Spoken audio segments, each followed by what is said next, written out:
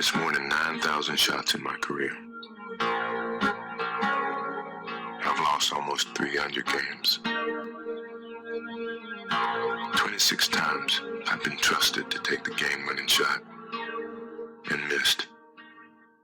I've failed over and over and over again in my life. And that is why I succeed. You're the one who told me I could do anything if I just put my mind to it. Well, now that you're a little bit older, I can tell you that's a crock. No matter how good you are at something, there's always about 1,000,000 people better than you. Gotcha. Can't win, don't try. If something's hard to do, then it's not worth doing. Trying is the first step towards failure. Kids, you tried your best, and you failed miserably. The lesson is, never try. No, I wish they would come and visit and see the hardware that we're doing here. And I think that would change their mind. They inspired you to do this, didn't they? Yes.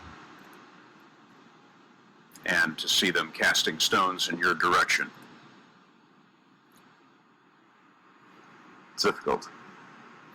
Did you expect them to cheer you on? So they're hoping they would.